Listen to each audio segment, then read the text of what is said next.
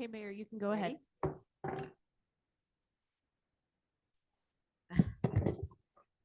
Okay, welcome everyone. So you have a seat. We're gonna get started at 6:30. This is a regular meeting, City Council for the City of Hollister on August 18th. The meeting is starting today at 6:30. Can we please have a roll call? Vice Mayor Pache, Present. Councilmember Resendez, Here. Councilmember Morales. Here. Councilmember DeAnda. Here. And Mayor Stevens. Here. Thank you. Okay, I'm gonna ask Councilmember DeAnda if she can lead us in the Pledge of Allegiance.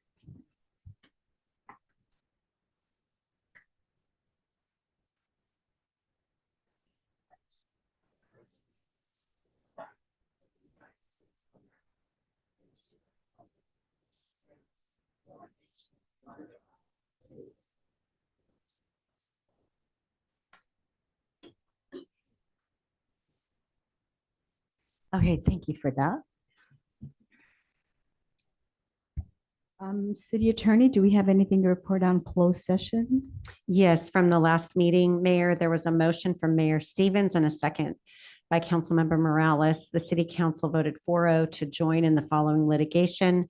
1, the Purdue Sackler National Opioid Settlement, and 2, the Alvogen, Amneal, Apotex, Hikma, Indivior, Sun, Zydus National Opioid Settlement. And that's it. Okay, thank you for that report out. Okay, so we're going to move into public input. So this is the time of the meeting where people can speak. Oh, sorry. Oh, I'm really sorry. I jumped ahead. We're going to special order of the day. Sorry about that. Thank you, Councilmember Resendez. Report from San Benito Leadership Institute for their 24-25 program. Yes, sorry about that. Thank you.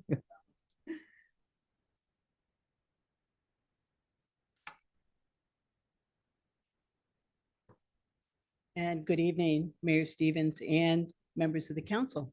My name is Dr. Kathleen Rose, and I'm proud to have a few minutes to share some data and outcomes from year 1 of SBLI. I'm representing myself and Corinne Kappeler, the co-facilitators of the program, and supported today by members of our cohorts. You'll recognize us with our lovely green and yellow shirts that we have on, as well as Brenda Weatherly, who is our program manager. Do I have access to my slides?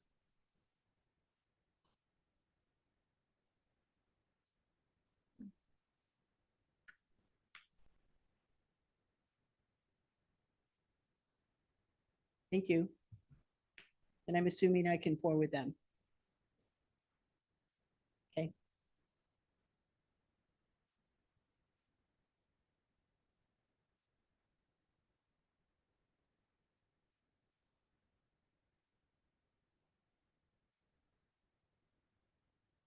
Go ahead.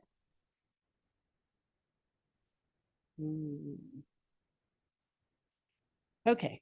SBLI was developed over a 2-year period with a small group of dedicated leaders and a review of leadership development programs across the country, with the oversight of the Community Foundation of San Benito County. The vision for our program was central with every strategic activity that was incorporated into the Institute. Our vision was to envision San Benito County thriving with diverse, committed, and educated leaders.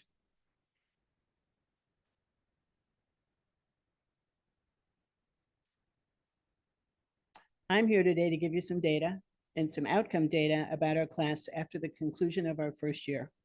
Our first cohort was diverse. Many served in emerging leadership roles in the community.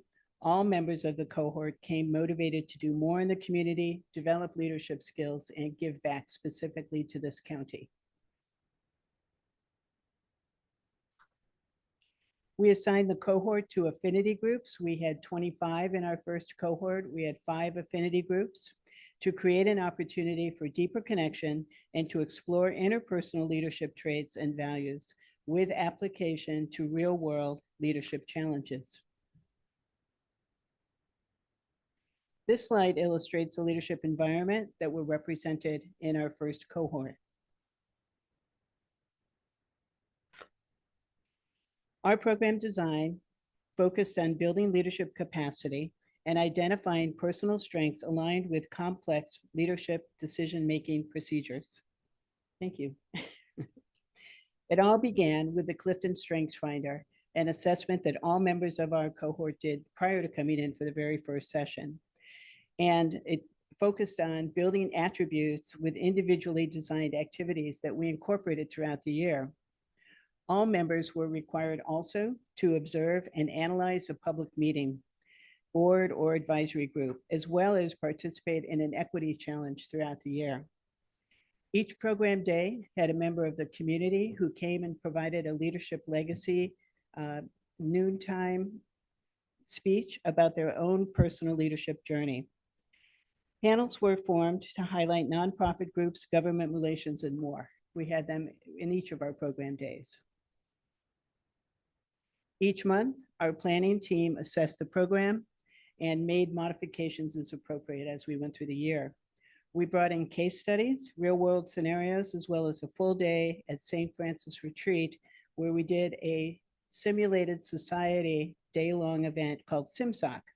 Each cohort member had a role in the functioning of the society, and it was highly impactful.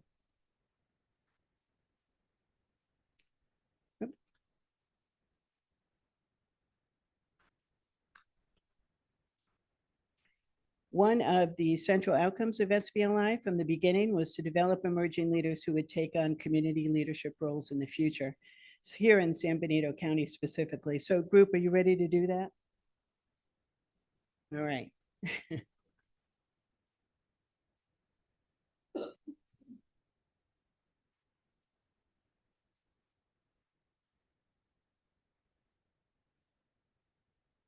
Okay. As we plan for cohort 2, which begins on September 19th, we will continue to work with the community partners and our sponsors to ensure that we are bringing the best leadership content and experiences here. No doubt this community will continue to benefit. Cohort 2 is full. We have 25 members in cohort 2, and they've completed the intake process for SBLI. Our community partners and sponsors have been generous again this year.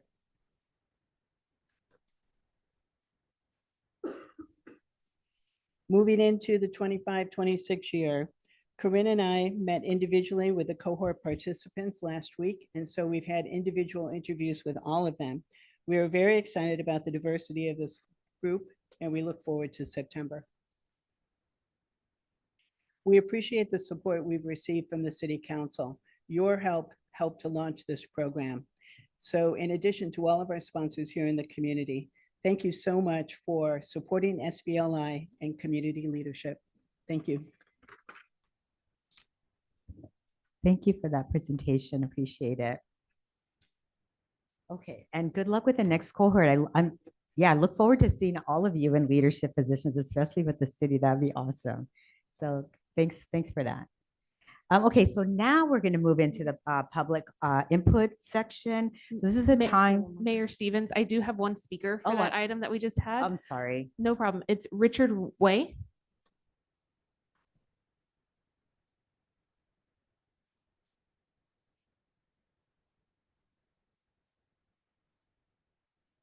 Hi, my name is Richard Way. Some of you may know me. I'm on the San Benito County Planning Commission, and pardon me, sorry, I have a bit of a frog in my throat. Anyway, I was a member of this cohort that just completed, and I just want to echo what Dr. Rose said. It was very valuable, even for a seasoned professional like myself. In particular, the conflict resolution and the navigating change aspects of it. So I really appreciate the commitment that you guys were able to make to the Leadership Institute. I know money's tight at the moment. If you happen to come upon a windfall at some point in the future, please keep us in mind. Much appreciated. Thank you again. Thank you. Thank you, sir.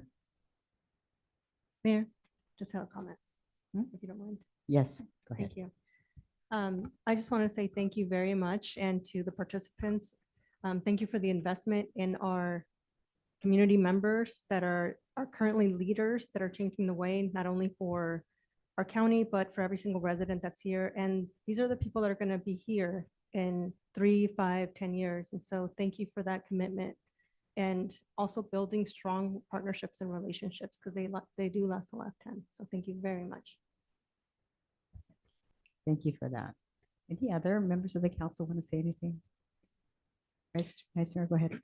I'm just proud that there are members of the community that want to grow as leaders. I see some that I've worked with so far. Andres, good to see you. And that there are leaders in the community that are willing to teach what they know and for you all to grow together. And it's just heartening to see it all. I can't wait to see what happens with you moving forward in the future and what the next cohort is able to do. Proud of you. Keep it up. Thank you, Vice Mayor. Any other comments? Okay, this time I think that's it and we're ready to move on. I apologize. So I'll just like divulge a secret here. I'm given a list of things to make sure that I cover, and public comment on this item was not written down on there. So I apologize for that. But this time we are going in, right? Right, Jen?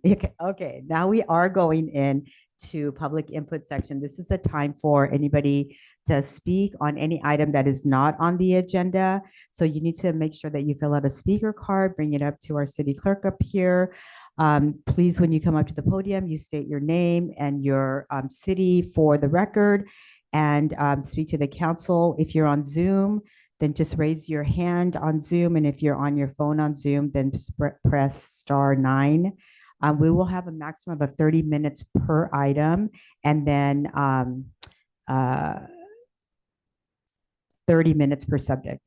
So if this is just, I just want to let everybody know that's in the audience right now that if you have a speaker card for any item, even that's on the agenda, I'm going to ask that you bring it up as soon as you can, just so that we get a sense of how many people are going to want to speak, even if it's on other items. So the sooner you get it up to our city clerk, the better. Okay, so do we have any speaker cards for this section, city clerk?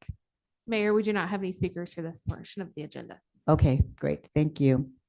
So we're going to move on to the consent items on the agenda. So do any members of the council have any brief questions or comments about anything on the consent agenda? Councilmember Morales, go ahead. A 7.11 question. It's going to come, once the study's completed, it's going to come back to city council. Yes, so what will happen is with this is the MOU of how we'll work together and share the costs with an approval tonight. We've already had San Benito County voted at it at their last meeting. The San Juan Bautista will be looking at it tomorrow. Then it'll go to COG on Thursday for a vote and approval. If approved, then COG will issue an RFP and work to select the qualified applicant that comes through, and then whatever that dollar amount, which we're estimating between 100 and 200,000 per the staff report, that would come back for an appropriation. We'd be able to pay for that at a traffic impact fees. And then the study ultimately would come back as well. Okay. Anything else, council member? No. Any other questions on any other item? I just Go have a ahead, Vice quick Mayor. comment on 7.6, 7.7, and 7.8. When I was reading through these, I was like, man, more growth. The whole reason to slow the growth down is just so we can catch up on infrastructure, whether it be above ground or below ground. That's the main thing. So we can safely get people out of town, get people safely back into town. Mayor, I suggest if there's going to be a discussion about this, that you pull those items and Okay. vote on them separately. Did you I want to just have had a I was further? just going to make a quick comment. That was all. Okay. Okay. Yeah, you're good with the quick comment. Oh, If okay. it's going to be longer, then we should pull it and No. make them separate items. And these were conditionally approved years ago, and they're really going to help, $1,500 to $2,500, $1,500 to $2,500 per house, 146 times over is going to pay for a lot of police and fire activity and a lot for our schools. So, approved long ago, looks like, something that's going to be good for our police and fire and schools. Okay, thank you, Vice Mayor. Okay, any other questions or comments? Okay, so we're going to move on. Do we have any public comments on the consent agenda? We have no public comments for any of the consent agenda items. Okay, thank you. Okay, so let's then let me check back in with the council. Can I get a motion from the council on the consent agenda? I'll move to adopt the consent agenda as presented by staff. Mayor Stevens, thank you. Second. Okay, thank you. Councilmember Morales, roll call vote, please. Vice Mayor Pache, Aye. Councilmember Resendez, Aye. Councilmember Morales, Yes. Councilmember Deanda. Yes. And Mayor Stevens. Yes. Motion passes 5-0. Okay, thank you for that. Okay, so we're going to move on to council business 8.1, presentation regarding the community workforce agreement between the city of Hollister and the Santa Clara and San Benito counties building and contractors trade council. So can we have a staff report on this? Thank you. When she brings up the presentation, our Public Works Director, William Vi, will give the presentation. And again, just a reminder, if you're going to speak on this item, please make sure you get your speaker cards to our city clerk.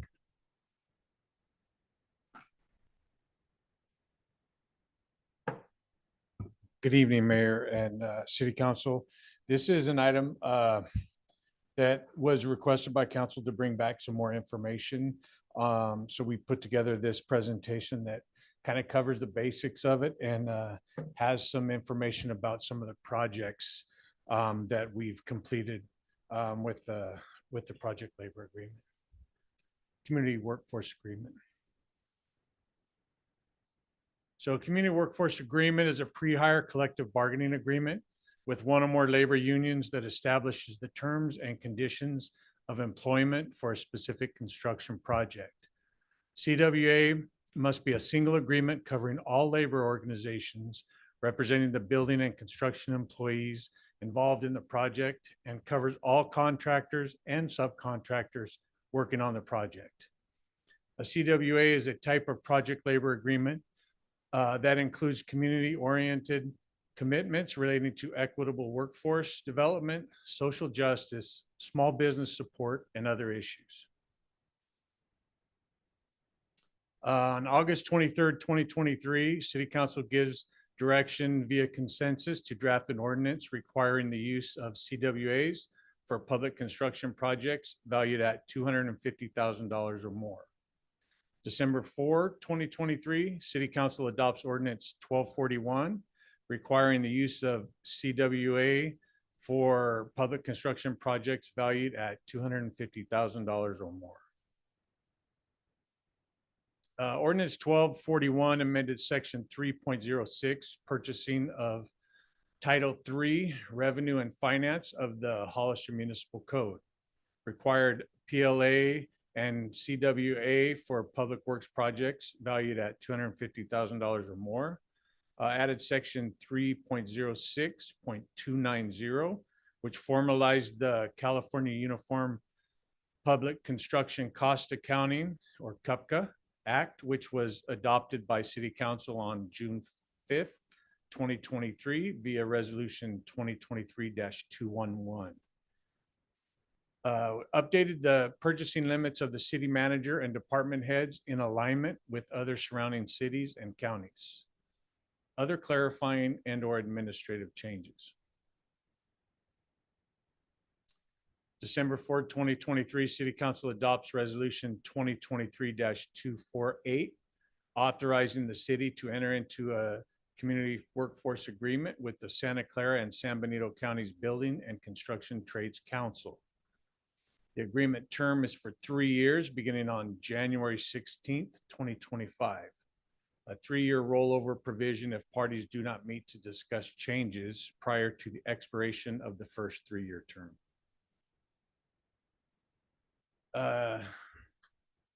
Key provisions of the community workforce agreement are work stoppages, strikes, sympathy strikes, and lockouts. The city of Hollister, unions and contractors covered by the CWA agree that there will be no strikes, sympathy strikes, work stoppages, picketing, hand billing, or otherwise because of a dispute related to the project. This provision ensures that work on city projects continues uninterrupted.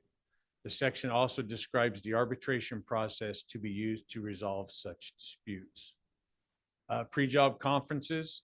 This provision requires the project manager to convene and conduct a pre-job conference with the unions and contractor representatives to ensure that the terms of the community workforce agreement are fulfilled throughout the life of the project.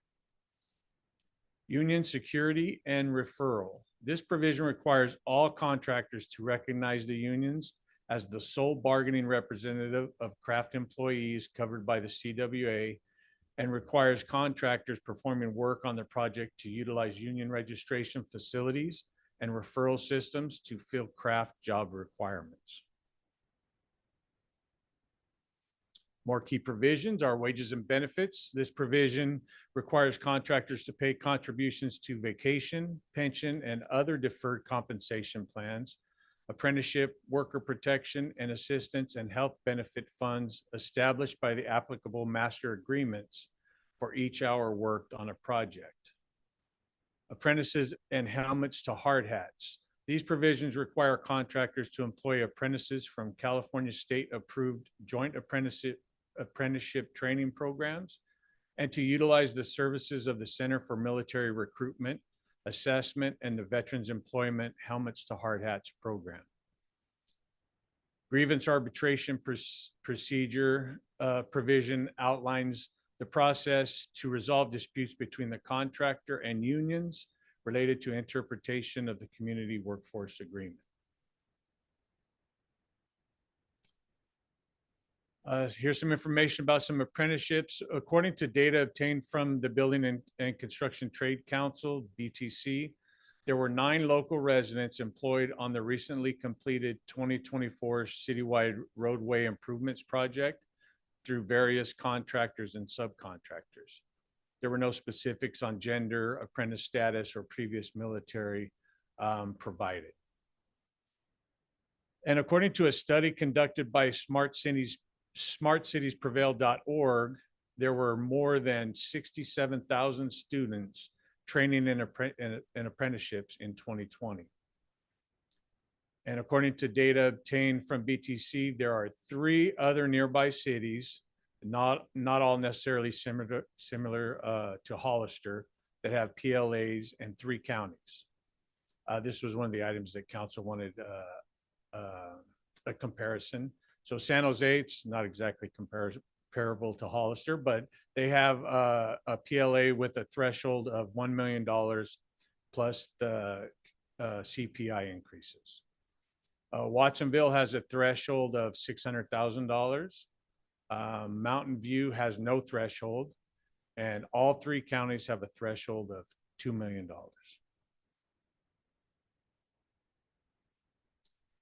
So these are some of the recent projects that have been constructed or are in construction using the community workforce agreement. The 2024 citywide roadway improvements, that's the big project that we just completed a couple months ago. There was only 1 bid. The job's complete. The engineer's estimate was $8.285 million. The bid amount was $8.278 and some change. So just a little bit under the engineer's estimate. And then the construction costs, including contingencies, was $9.8 million.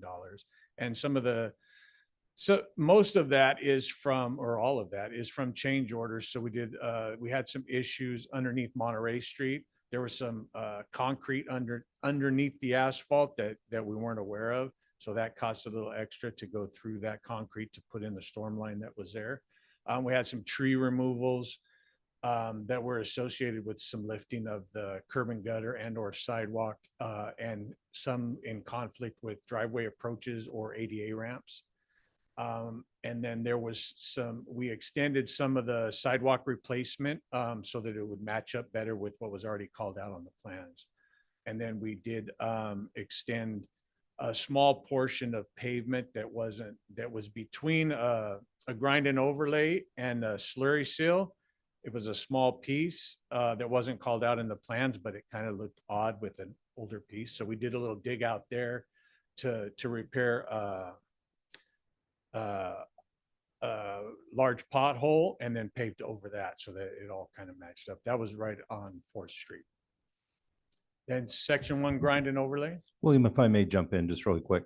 So one thing to point out is you'll see the bid amount and then the actual cost with contingencies. So when you approve your road projects, we also include a contingency amount. So although you see that difference there, that 9.8 was within the authority in the contract that was signed. So we technically didn't go over the authority. So I do want to point that out. And we build that in, especially, well, we build it in on almost every project. The more underground work that we do, the larger we make the contingency, because once you start digging in the ground, you're not sure exactly what you're going to find under there. So the more complex the project, usually the larger percentage of contingency. The section 1 grind and overlay, we had 8 bids. The engineer's estimate was 704,000. The winning bid amount was 445,000. So not quite, a little over half of what the engineer's estimate. And then the final amount was 511,000, and there was a change order in that another section that wasn't identified in the plans, a cul-de-sac that I believe there was one small piece. So we just included that since we were well within what we budgeted, so that it was another seamless transition, just like on 4th Street.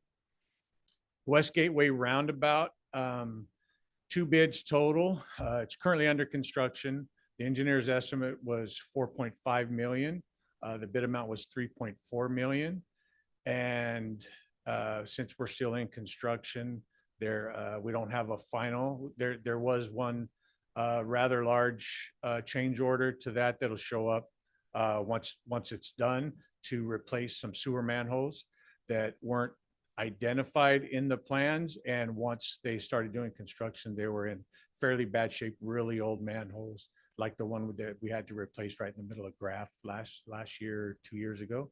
We found some more of those, so we replaced those instead of having to go back and dig them up. So we just took care of those since we were already in there. And then IWTP Bridge Road outfall, 2 bids. It's currently under construction. Engineer's estimate 7.5 million. Bid amount was 8.4 million. They're still under construction. There no major change orders as of yet. We've had a couple of smaller change orders, but it's going pretty smoothly. And that's scheduled to be completed in about January, I think, to finally be done. So we'll have a final number on that. And then we have some projects here that were completed before we had the CWA and the PLA. And I'm not as knowledgeable about these because most of these happened before I was employed here, or at least before I was in charge of engineering. Fremont Way, there were 8 bids. That job's completed. The engineer's estimate was 564,000. The bid amount 409. And then construction costs with contingencies and change orders was 482,000. 6th Street lighting, there were 2 bids. That one's done. The engineer's estimate was 138,000. The bid amount was 176. And then the contingencies, it was 181,000. And if I remember correctly, most of those change orders were for tree removal. Hillcrest Road sewer improvements, 7 bids. It's completed. 1.1 million was the estimate. Just under 1.1 million was a bid amount, 1,088,000. And then the construction cost with contingencies was 1.2 million. And for that one, there was one change order that I recall was a conflict. Again, this was underground work, so you start getting into those conflicts. A conflict between the sewer and the storm line. That was the biggest change order for that. And then Sally Street improvements, there were 4 bids. The estimate was 1.4 million. The bid amount was 2.3 million. And then the contingencies was with contingencies was 2.6. And then, again, there was underground work involved there. So there were some conflicts between sewer and storm, and some, I think, a couple of extra tree removals that were in conflict with ADA ramps. And then the recommendation is to receive the presentation and then provide possible direction to staff. and I'm here for any questions you may have. Okay, thank you for that report. I appreciate all the information. So let me check with our council. Any questions, comments? Questions on this side? Okay, so let's move on. Do you have a question? Okay, go ahead. Go ahead, Councilmember Resendez. Thank you for your presentation. I think it might be helpful for us to see like a side-by-side comparison. I know that you broke them down by project. So I'm assuming that obviously these on the table, all of these projects were completed under this agreement, right? Or were some of these These were before the CWA before? PLA. Okay, Yeah, these four on this slide got it. So the other ones are the ones that, with the PLA, correct? okay. So again, if we could just see like a side-by-side comparison of what the actual construction cost was, as far as like a total of it. Do you know what I'm saying? To gather more data. So what I'm saying is all of the projects that have been completed under this agreement, I'd like to see what the actual construction cost was Mhm. in total. Was it under, did it line just above or right at it? I think that would be some helpful information. Those are these projects. So is that the total, Yeah, so the first two are complete. right?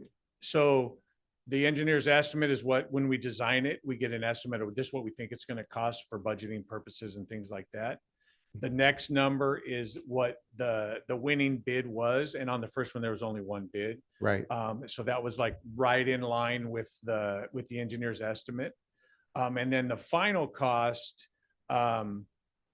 is the last number there, the 9.8 million for the first one. And that's with the change orders, with issues that we ran into that added costs to the project that weren't called out in the. So what I'm asking for is more data. It seems like we don't have a lot of data because it's very early on into the contract, correct? Great.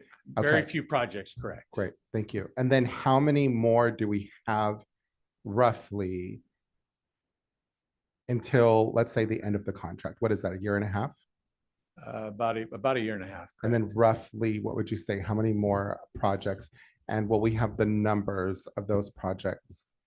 We have the community center restrooms Got is it. they just finished up with the pre-labor conference, filling out all the paperwork for the contractors with the Labor Council. So that should be starting construction the next week or two, I would assume.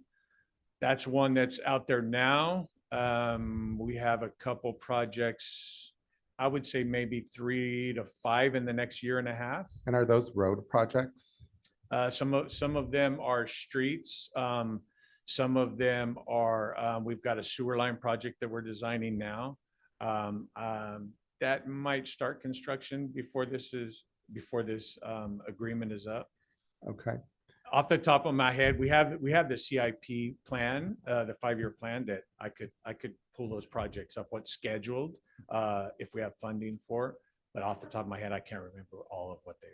Yeah, because we'll also be bringing as part of next year's budget as well, projects to consider, and then the ones you've approved throughout this year. So, yeah, like the first two, those have been completed relatively recently.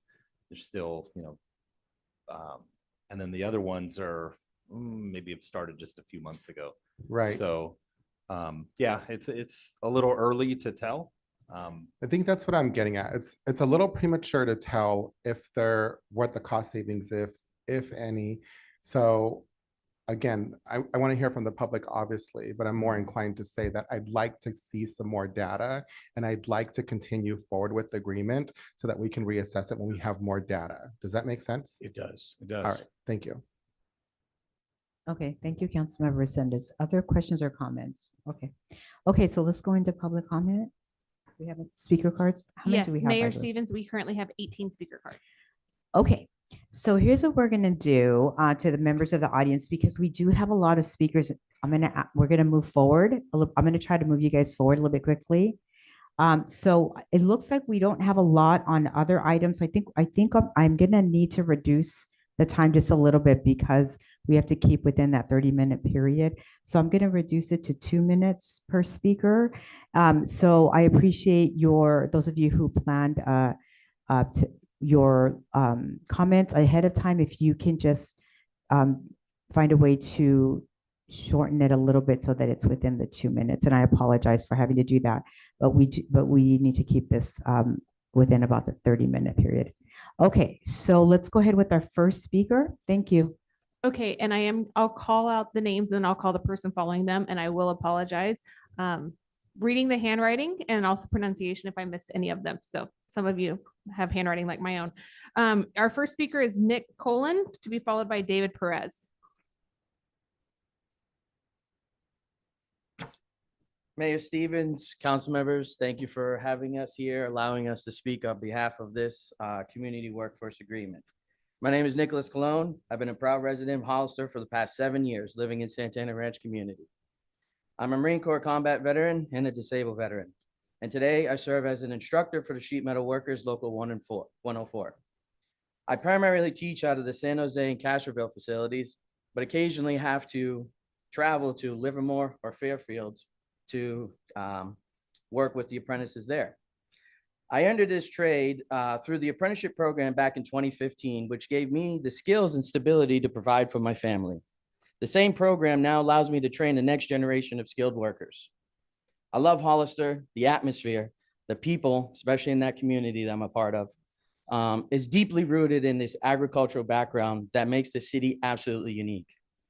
My family and I are very proud to call this home. Like many residents, I've had to commute outside of Hollister for work. Too many spend hours on the road to San Jose, San Francisco, Oakland, and further just to earn a living. That's time away from family, paychecks spent outside of our community. A community workforce agreement changes that.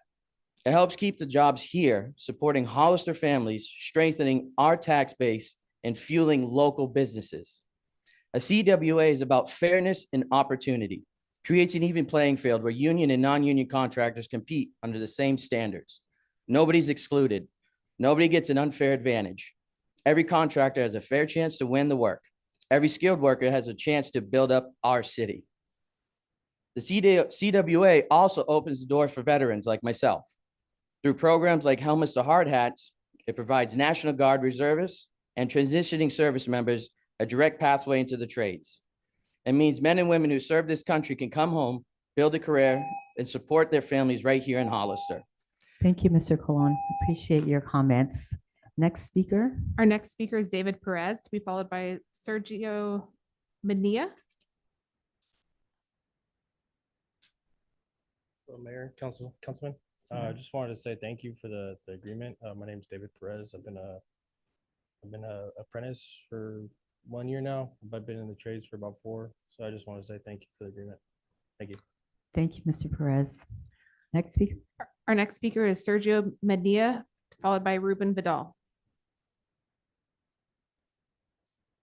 Hello, hello everyone. I'm a journeyman in Local 104, and on behalf of my brothers, my sisters, and our families, we would like to thank you for the CWAs that help our family and the community. Thank you, Mr. Medina. Next speaker. The next speaker is Ruben Vidal, to be followed by Steve Belong. Hello, Mayor and council members. My name is Ruben Vidal. I'm a 4th-year apprentice with the Local 104, and this agreement means a lot to this community. Thank you. Thank you, Mr. Vidal. The next speaker is Steve Belong, to be followed by Alberto Tamayo. Good evening, esteemed council and mayor. I just want to thank you for getting the CWA in place. This gives the opportunity for Hollister residents to build where they live. We take a lot of pride in what we do. And so when we can show our families what we do, it's great. You know, for many years, I had to commute regardless if it's over to Monterey or to San Francisco. But with the CWA, that gives people the opportunity to work where they live. So I just ask that we just keep the CW in place. Thank you. Thank you. Thank you, sir. Next speaker. The next speaker is Alberto Tamayo, to be followed by George Neto, I believe. Muy buenas tardes. Mi nombre es Alberto Tamayo. Gracias al concilio que me dio la oportunidad de representar a la unión más grande de Estados Unidos, Local 3, Operators Engineers. Voy a hablar un poquito, tengo poquito tiempo. Yo vivo en la ciudad de Greenfield, pero represento una comunidad chiquita, igual como la de Hollister, que nosotros somos unidos, es una comunidad chica. Yo empecé en la Unión en el 2005, tuve que viajar hasta San José, San Francisco, Oakland por 18 años, 18 años sin estar cerca de mis niños, de mi familia. Soy primera generación en la construcción y tengo 3 años representando a la unión más grande de Estados Unidos, creando oportunidades, trayendo familias juntas, unidas. Yo represento la comunidad. No es nomás la construcción, no estamos hablando de construcción, estamos hablando de unirnos juntos y ser parte de la comunidad, que la comunidad se quede el dinero aquí en la comunidad para más trabajos, para que sabemos que hay jóvenes que no tienen el estudio para ir al colegio, pero las uniones tienen oportunidades de ganar buen dinero, de ser parte de la unión, igual que yo estoy representando. Muchas gracias al concilio que nos está dando la oportunidad de tener este trabajo y como les decimos, la unión hace la fuerza. Gracias. Gracias, señor Tamayo. The Next speaker. next speaker is George Neto, to be followed by Tony Garcia. Good evening, council and mayor. Appreciate you having me up here today. As though I don't stand here as a resident of Hollister, I stand here on behalf of the members of my union, Operating Engineers Local 3. I would like to show in the great report we had there, one thing that's missing on that is the numbers aren't reflective of the pensions and future contributions for families that can live in this area to provide for themselves and future generations to come. Their money will stay here, their retirement will stay here. That builds a good community workforce where we can send out our skilled and trained workers to complete the jobs on time, under budget, with a thorough job. Appreciate you all. Thank you, Mr. Meadows. The next speaker is Tony Garcia, to be followed by Jacob Lamonto.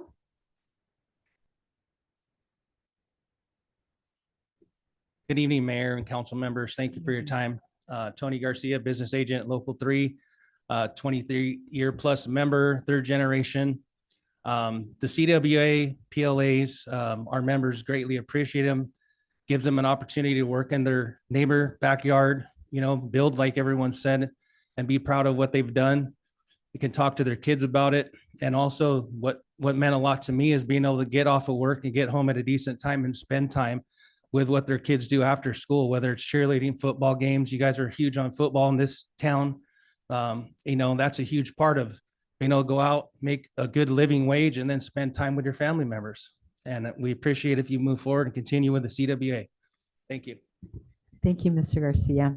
Next speaker. The next speaker is Jacob Lamonto, to be followed by Niels Ash. Good evening, Mayor, council members. My name is Jacob Lamonto. I'm a Hollister resident, born and raised, graduated San Benito High back in 08. I think it's now Hollister High, so it's a little weird hearing that. I'm a product of this. I went through an apprenticeship for a skilled trade, and because of that, I'm able to afford a living here. I have my wife's here. We own a house here. It's nothing that I thought would have been capable when I was first looking in the work field. The brotherhood here with all the members, it's great to see. It's the way I see Hollister and the way it's building. I want to see the same workforce here to promote a safe work environment and a living that they can all appreciate. When I drive through, I want to say, hey, we were a part of that. We built this. It's Hollister. It's a small town. As the members, if we can say we built this town, it goes so much further. So that's why I support the CWA, and I hope you guys will too. Thank you. Thank you, Mr. Lamonto. Next speaker. The next speaker is Niels Ash, to be followed by Jose Luis Rivera. Good evening, Mayor, council members, and members of the community. My name is Niels Ash. I'm the district representative with Operating Engineers Local 3, the largest construction local in the country, representing over 40,000 members and women across California, Nevada, Utah, and Hawaii. I myself am a Hollister resident, born and raised in the Bay Area. I commuted over every which way, but now I live in the community of Hollister. When we talk about the community workforce agreement, we're not talking about outsiders. We're talking about our own county members, community members, our neighbors, our families. The CWA is more than just a contract. It's a commitment to our city. It ensures that public projects are built by skilled local workers who live here, raise families here, and spend their paychecks here. That keeps tax dollars circulating in Hollister's economy, supporting small businesses and strengthening our neighborhoods. It also creates opportunities for the next generations. Through apprenticeship, young people in Hollister have a pathway to a stable career that provides livable wages, prevailing wage standards, that they don't have to leave town to find opportunities. They can build their future right here while helping our city build their infrastructure. At the same time, the CWA protects taxpayers. By requiring fair bidding, it keeps out contractors who try to win jobs with lowball offers, only to drive up costs later with change orders. Instead, we get the most qualified, most reasonable contractors delivering high quality work that lasts longer and saves the city more money on repairs. Any contractor can bid on a CWA. It's just up to them to withhold the contract of the CWA. We welcome any contractor to be part of it. This agreement is good for workers, good for families, and good for Hollister's future. Thank you. Thank you, Mr. Ash. Appreciate it. Next speaker. Our next speaker is Jose Luis Rivera, to be followed by Jose, maybe Espinosa. Good evening.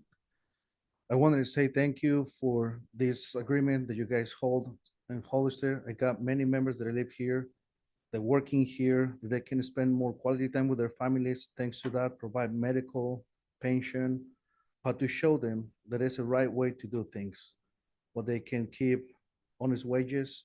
They don't have to worry about wage theft. They don't have to worry about commuting accidents. So I'm asking you guys to continue with this agreement, just to keep in mind that you're providing for families, to spend more quality time, and to build a great community. Thank you. Thank you, Mr. Rivera. Next speaker. Our next speaker is Jose, to be followed by Jason Hutton. Thank you, Mayor and City Councils, for letting me come to speak in front of you. My name is Jose Espinosa. I'm the business rep from San Jose. I'm the business representative for the Painters and Tapers Local 507, representing over 900 members. That some of them, they do live here in Hollister. And I'm asking you to please keep supporting the CBA, because we would like some of our members to stop traveling so far to go to work, and they can keep the taxes that they earn for the city. So thank you for your support. Hope you can keep supporting it. Thank you, Jose Espinosa. Thank you. Next speaker. Our next speaker is Jason Hutton, to be followed by Emmanuel Zendejas. Good evening, Mayor Stevens, City Council. Just want to say thank you. Thank you for the agreement that benefits the city, the workers, the community, contractors.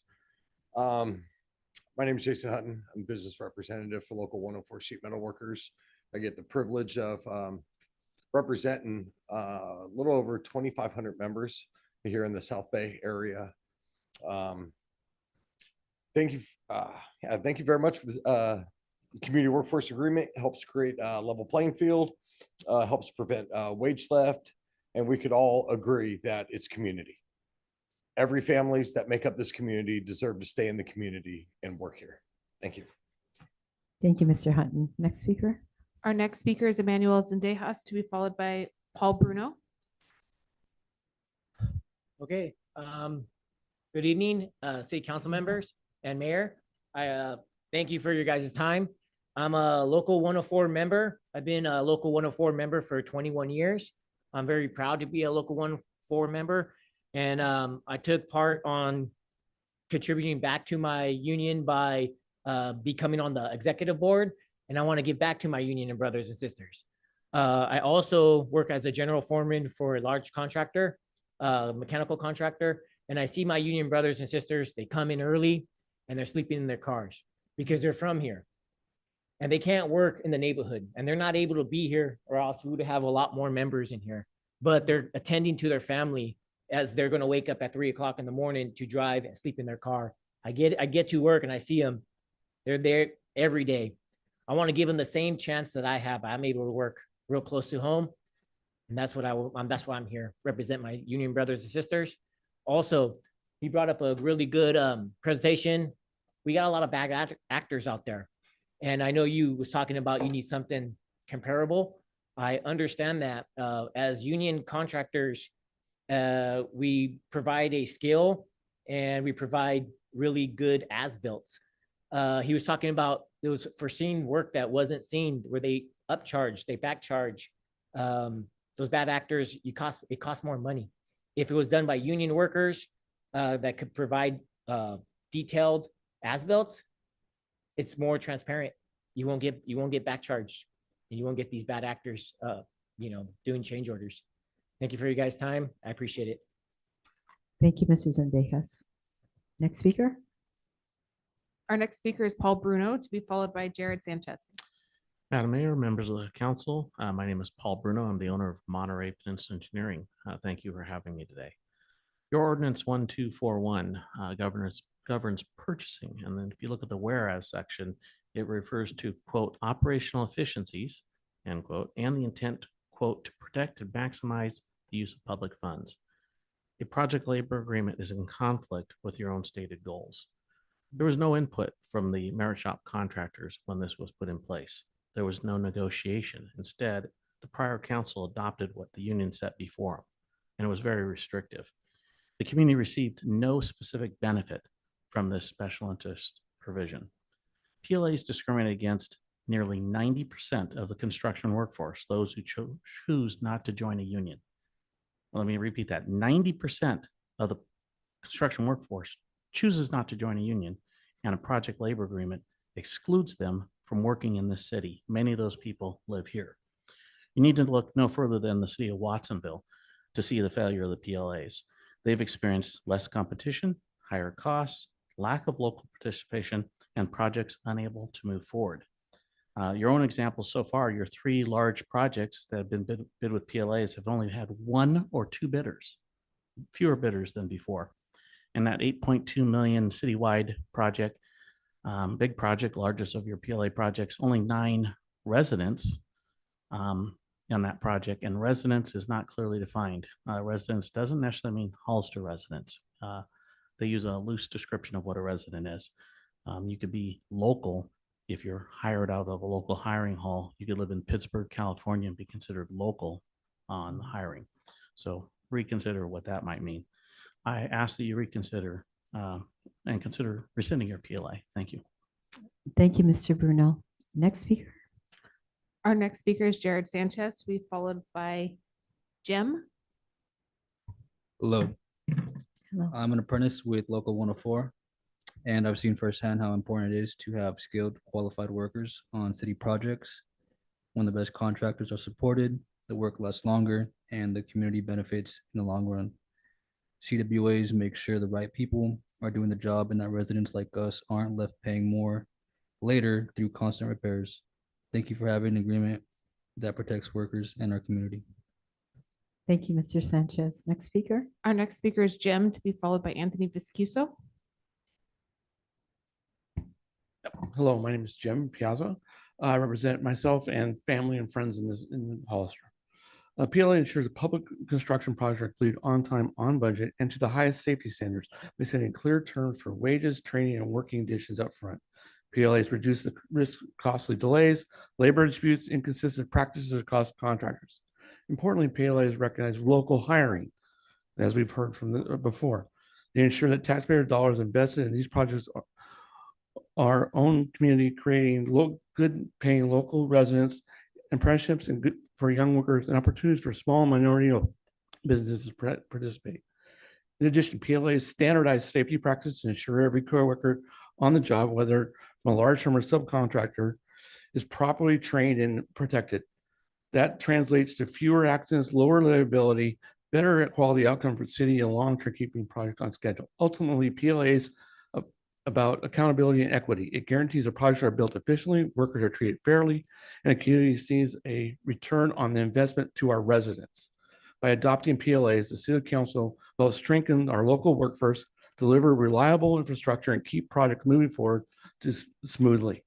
Thank you for your time and considerations. Thank you, Jim. Next speaker. Our next speaker is Anthony Viscuso, to be followed by Eric Christian. Good evening, Mayor and Council member. My name is Anthony Viscuso, and I'm a business agent for Local 16 Heat and Frost Insulators. So our union recently went on strike, and that's not something that we take lightly, and that's not something that happens very often. In fact, last time we were on strike was 30 years ago. Every single PLA project that was in place, all of our guys went to work, every single one of them. And a lot of those PLAs are staffed by people that live in that area. So any projects that were going on at that time here in Hollister, if our members were on them, they went to work. That meant the project kept going. There were no stops, no slowdowns. So these really are benefits to keep your residents working. I did want to ask a question, but I understand the speaker's no longer up here, but we did hear from one non-union contractor up here who talked about his employees not getting the opportunity to work here, but yet I don't see how many union members are here. Just show of hands. Okay, I don't see any of his employees here. Odd how that is. Maybe they don't live here. Maybe they don't work here. That's all I want to say. Thanks. Thank you, Mr. Riskey. The next speaker. Our next speaker is Eric Christian.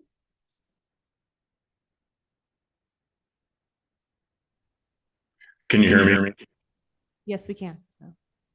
Yeah, or maybe they're at home. In December 23, this council input negotiate that council member. Christian, we're having some issues with your audio. So do you have another? We're losing connection on your phone. It's not. It's my. I can try back.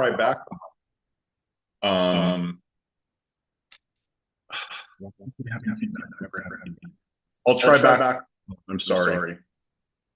Okay, you can also submit written comments that'll be shared with the council after the meeting if you'd like. I'll try back on my phone. Sorry about that. Okay, thank you. Mayor Stevens, those are all the public speakers for this item. Okay, thank you.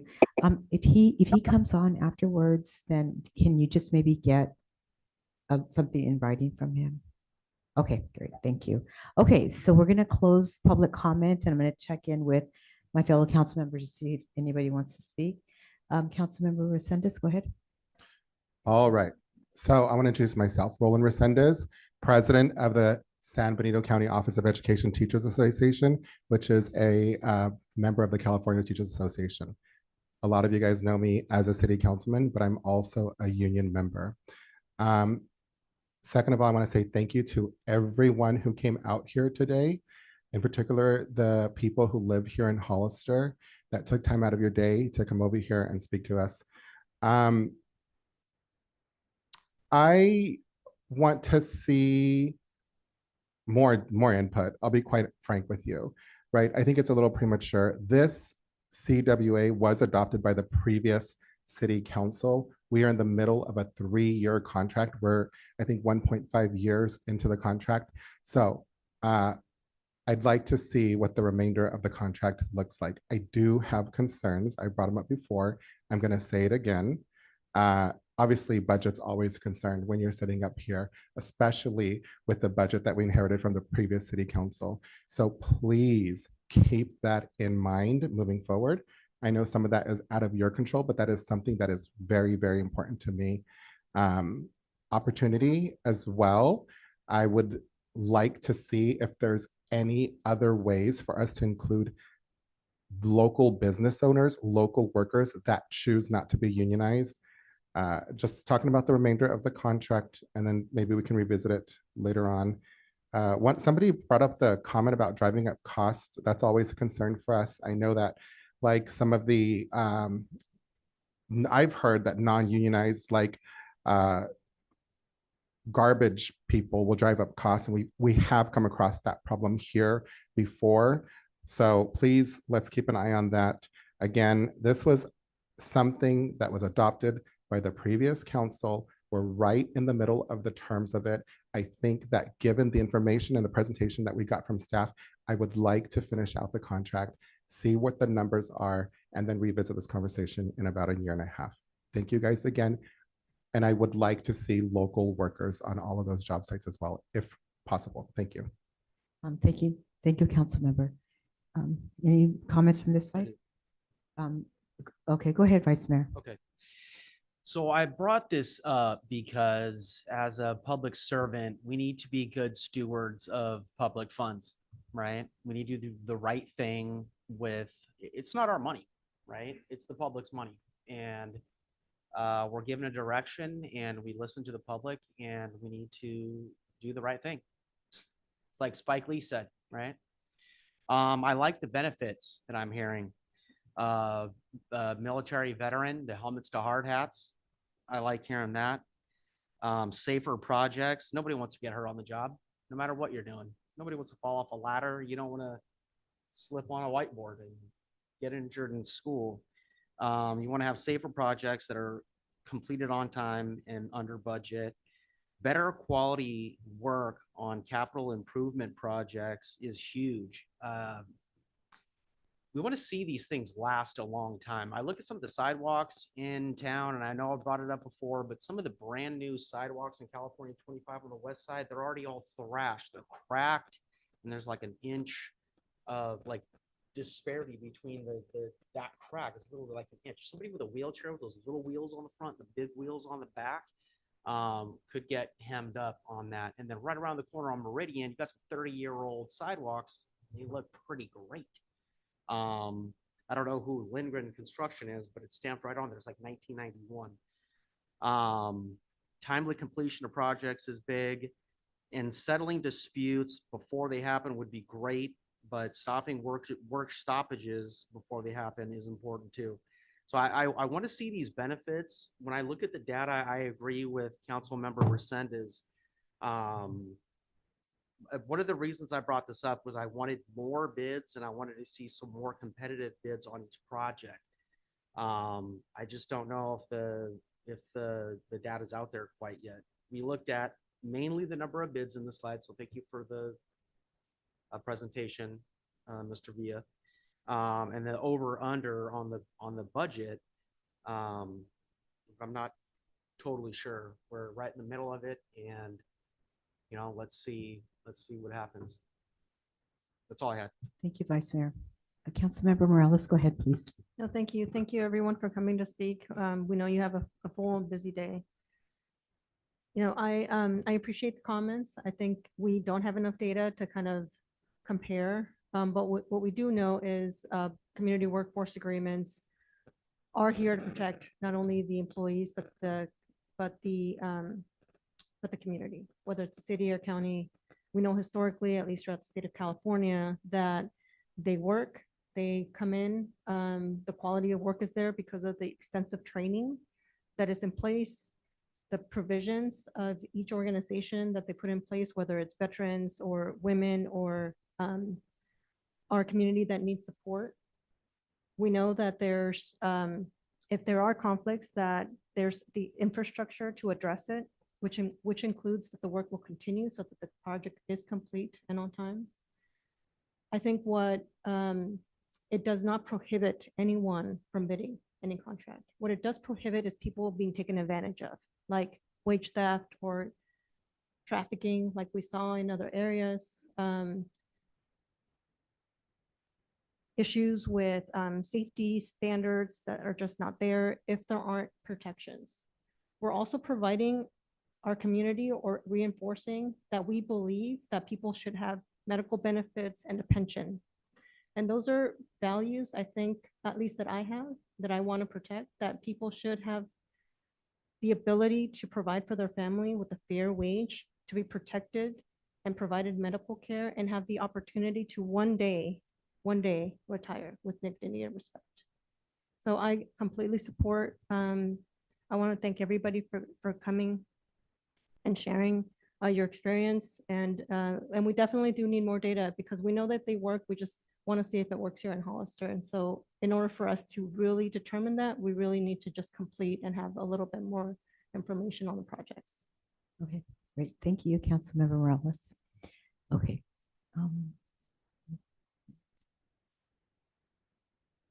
Go ahead, Councilmember Deonda.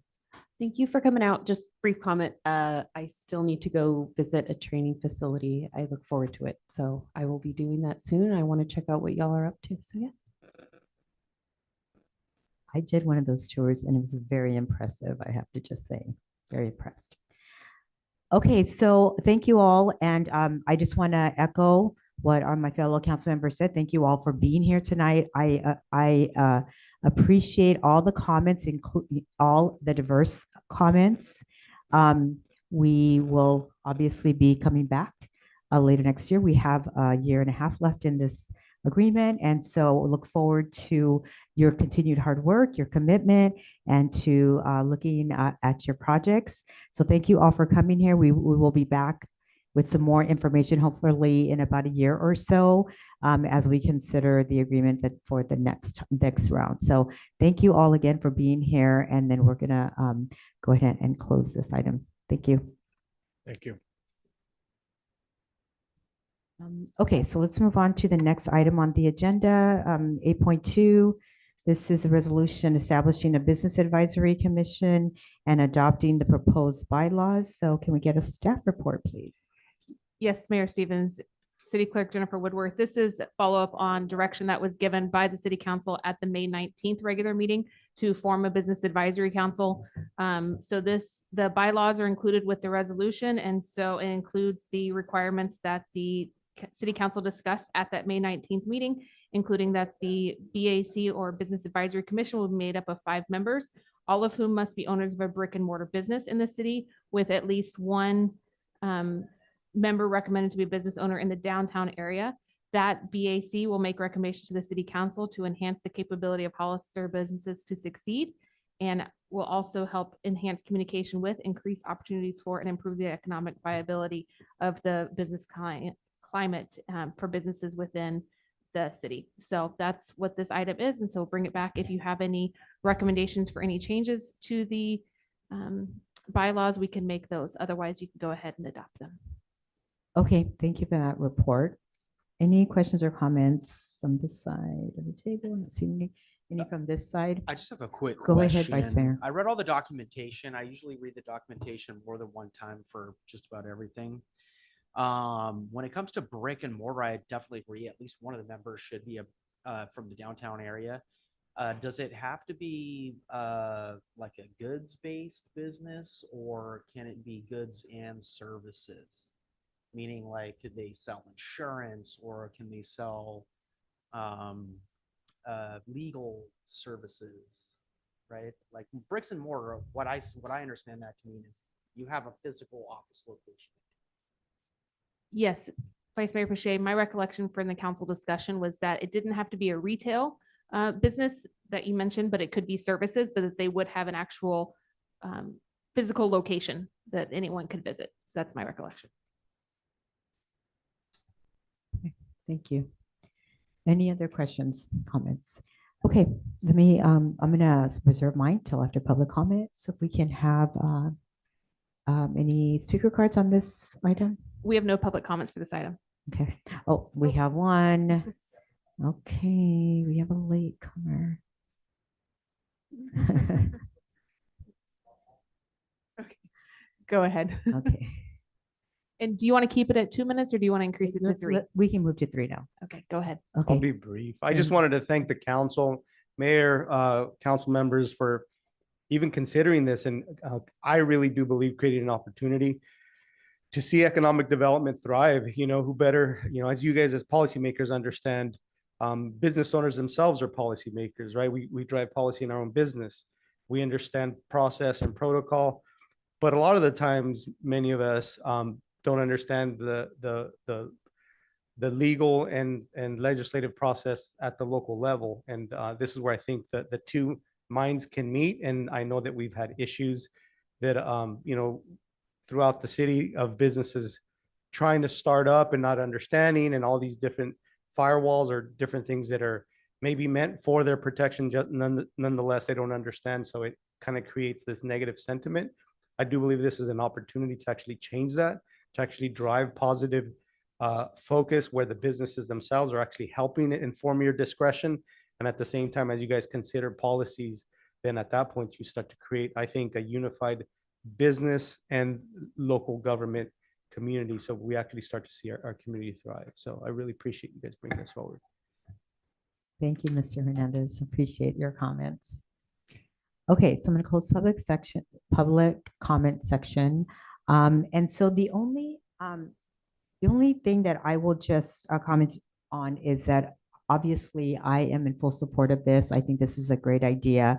I want to make sure that it's very clear, like that we're distinguishing the role of this commission. And was just wondering I know that we wanted to make the bylaws a little flexible and open so that we have opportunity to develop this commission because it is something that is very new for our community and for other communities for that matter, because I know that earlier we spoke on this and some of us did some research on this and we weren't able to find others that were specifically business commissions. So this is fairly new. So this would be new for sure for us. So I'm glad that it's a little open and flexible. However, I wonder if there's a way for us to ensure like better clarity around the role. And I'm thinking more in the section around the duties. I'm looking at our city manager. Any thoughts on how we might be able to make sure that that's a little bit more clear, or if we could. Sure. I mean, if you wanted to make it more clear, tighten it up, under making recommendations to the city council on any matter that will enhance, excuse me, perhaps we could put something to, any matter within the city's jurisdiction. We can't influence interest rates for borrowing. We can't, there's a lot of things that we don't have jurisdiction over Right. that impact businesses significantly. Okay. And then maybe such as formulation of policies, and then the staff could work on the procedures themselves. Okay, I'm good with that. So then what that means is obviously thanks for the example.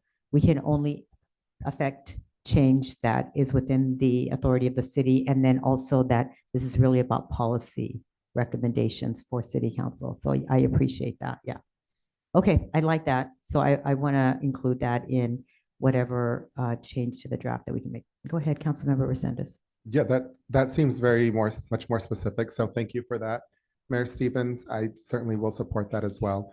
The other thing I want to just keep in mind is that we are having budget constraints. So I know that business owners out of everybody are very creative and keep that at the forefront. So please keep that in mind. City Manager, you're going to be staffing the board. Yes, in partnership with HDA. So I'll have Omar with Perfect. HDA assisting as part of their agreement with us. They've offered to help. with Well, that. so let's look for, grant opportunities minus the matching grant part, other things that we can do to think outside of the box and to help to save the city money. And if we do invest in anything, then let's sure that we're maximizing that investment, that we've got data to prove that back, to prove it as well. Thank you so much. Okay. And then, so Dave, if I can just ask you another quick question around the timeline. So can we just kind of let the public know what to expect? And I don't know if this is a city manager, city clerk question, but sort of the timeline of what we can expect now that we have this draft. We have some maybe teeny tweaks to the language. So typically what we would do is we would put together the application. We would base it on the application we use for all of our other boards and commissions. And then we would invite the members of the city council to reach out. Typically that's what we do is the city council brings forward any applicants. If not, we can also do a recruitment effort for it, putting together flyers and things like that to go to various businesses in the city. And then it would come to the city council to make those appointments. Based on the quarterly meeting schedule that the council previously adopted for our other commissions, the next meeting would likely be in October. So just to kind of keep in mind of that. Okay, great. Okay, thanks for that.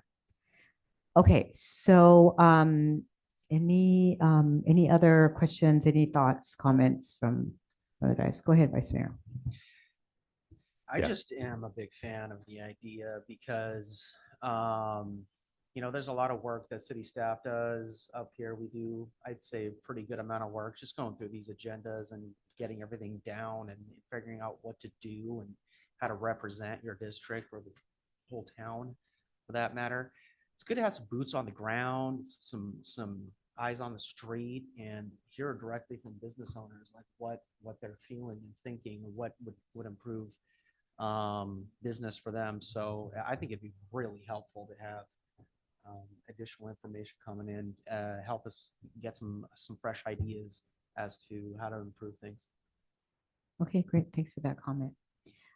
So Jen, so City Clerk, did you have one other comment? I saw you. Yes. Okay, go ahead. It's November, not October. Okay. So I was Oh. I was doing the math in my head, and so I will make that update to Article 3, Section 1. It should be November. Okay, okay. And, Yeah. and Mayor, just to Yeah, add go some ahead. clarity, once we get the members, if it's sooner than that, we can always call a special before November. So it's just the bylaws determine the regular meeting schedule. And then if everybody's seated and we got 2 months to go, then we'll just call a special or look at how we do November and just get the ball rolling. Okay, great, great. All right. Okay, so then with that, I'm gonna ask for a motion.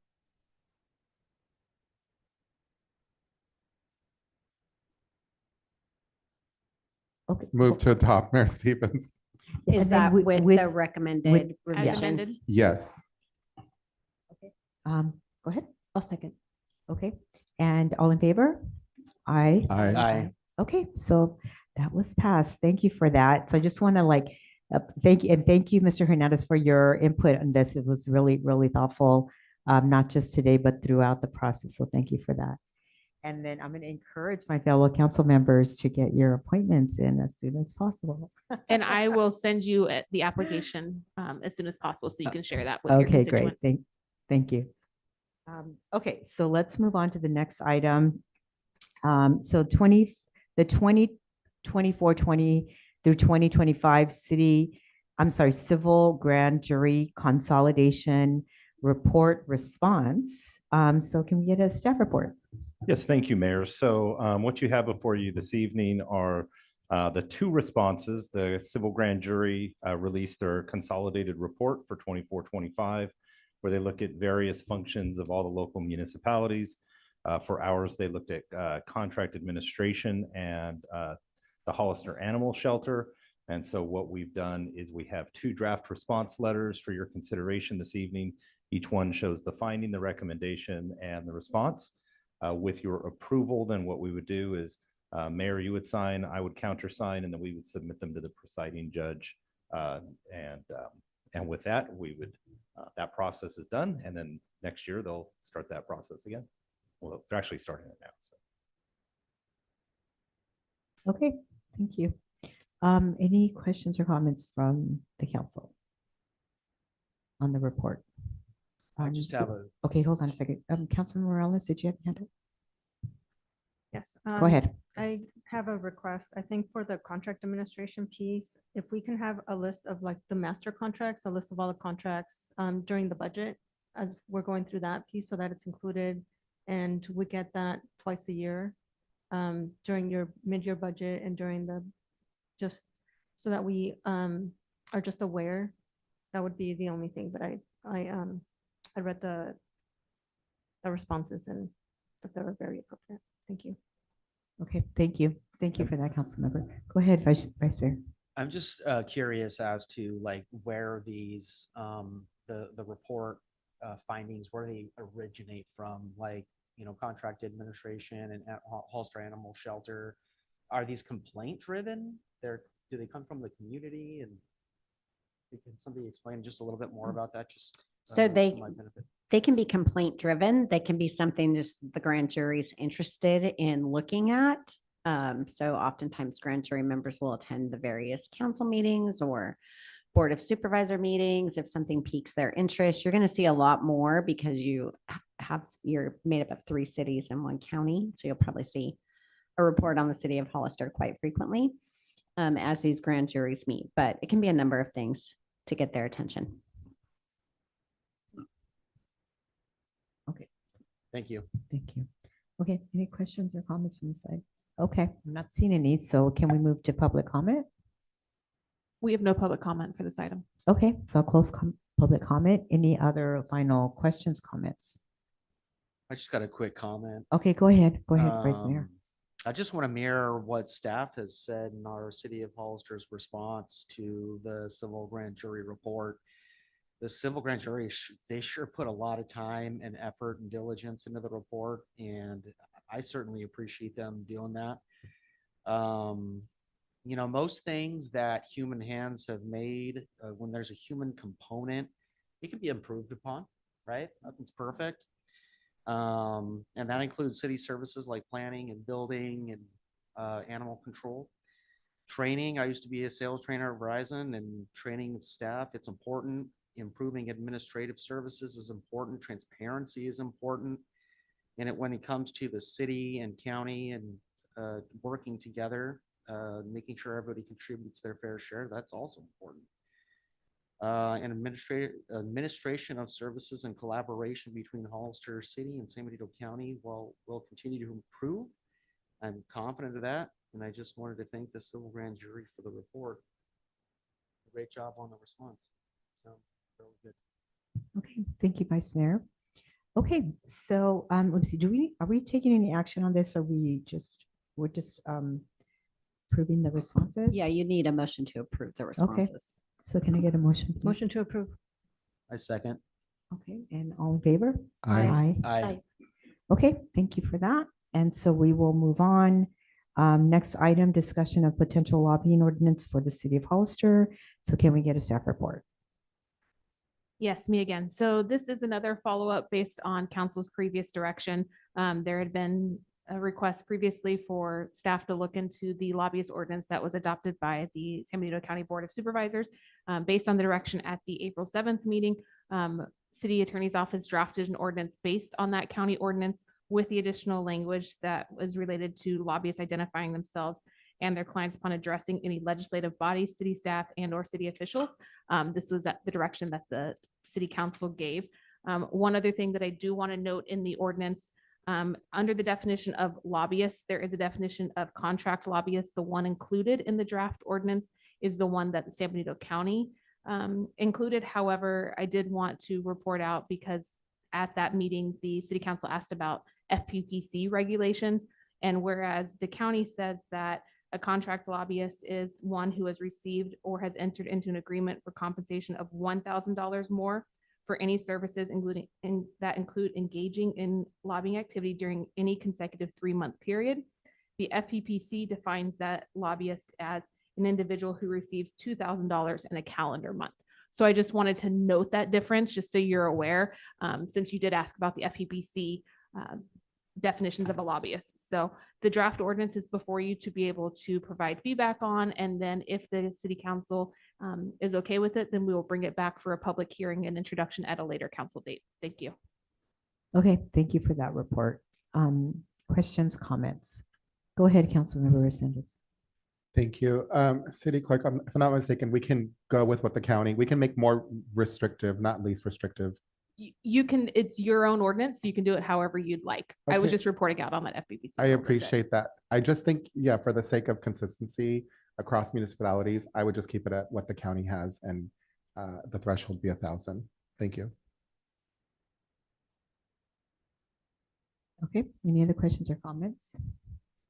Okay, yeah. I mean, I agree with that too, especially if you are a contractor. I mean, the income levels, it ebbs and flows, and there are times where you're going to make very little and other times where you'll make a lot more. So I think for consistency, that's a good idea. And I also think that it reflects better on the kind of work that oftentimes consultants and contractors do. So I think that's good. That's okay too. Go ahead, Vice Mayor. Just a quick thing. Anytime you can increase accountability and transparency, I think it's good for, I don't know, public perception is the right thing, but just public confidence, right? So this is a great step forward for, just making sure that if people are going to lobby and they want to steer decisions, that we know who's doing it and why.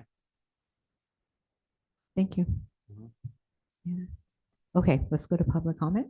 We have no public comments on this item. Okay, so we'll close public comment section. So, okay, so can I get, So no motion is needed. This is just direction. So if there are Okay, any and you- changes that the council wants, if not, we'll bring it back in the same form for Okay. introduction. I'm not hearing any, right? No changes. So I think we're just going to move forward with the way. Okay, as then we'll, is. great. We'll publicly notice it and bring it back for introduction. Okay, great. Thank you, City Clerk. Appreciate it. Okay, so it looks like we're at the final part of our meeting. So committee assignments. So let me check in with our council members. Councilmember Resendez, go ahead. Thank you, Mayor Stevens. No committee assignments, but I'm going to report on informational. I think this is the appropriate time to do it. On Thursday, the 7th, the San Bernardino Health Foundation had a food distribution, and they reached out to me, invited me over there. The line was all the way down West Side Boulevard from the clinic. They were very well organized, very gracious, very professional and accommodating to not only the residents of Hollister, but to myself.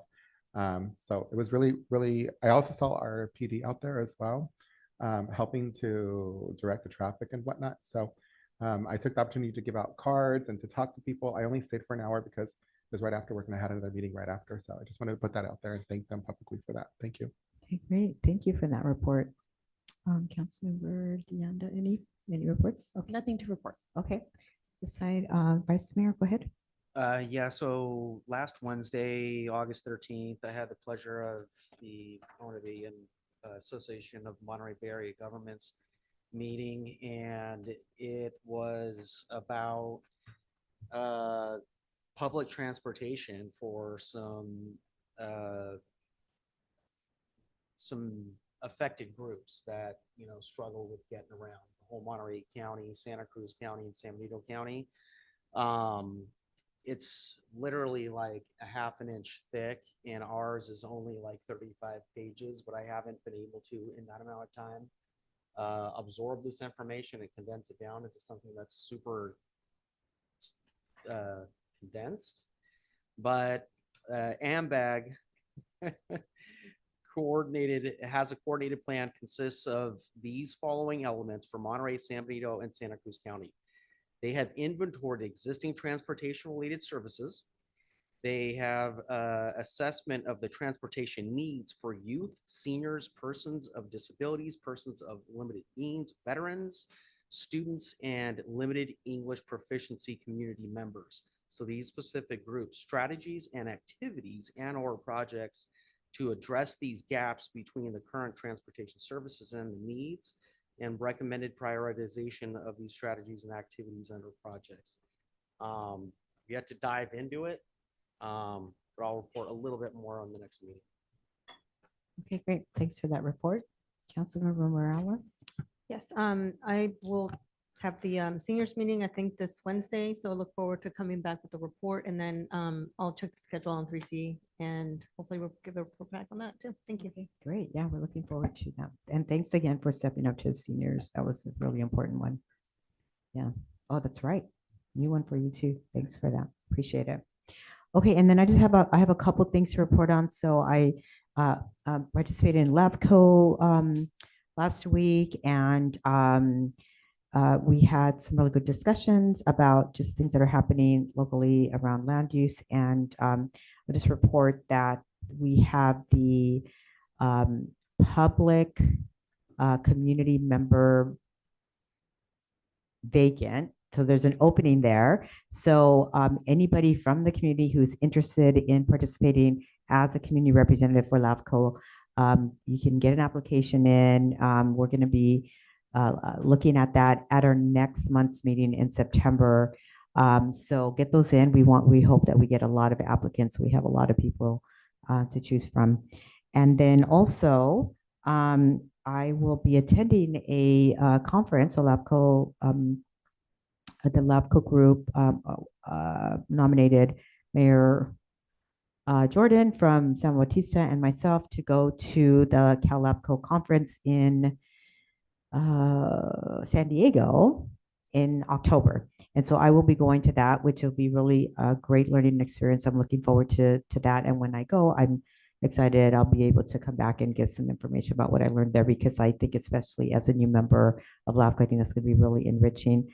Also, Mayor Jordan and I, her as a primary representative and me as her alternate, were selected to represent this region at the regional Cal LAVCO group that meets. I believe they meet quarterly, but Mayor Jordan will be our main representative and I will be her alternate. So lots also learning opportunity for me in that experience. So looking forward to that. So lots going on in LAVCO. We will have some more information at the next meeting around MSRs and some other things. So I'll be bringing that back.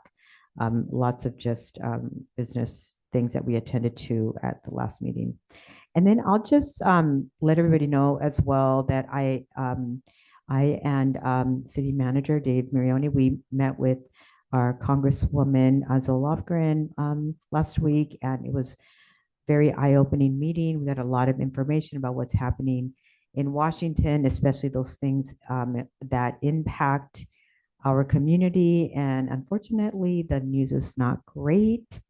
Most of the things that we're interested in as we're speaking to Representative Lofgren is the request for support for some financial support and grants from the federal government around projects such as, you know, our water, our airport, roads, our infrastructure in general.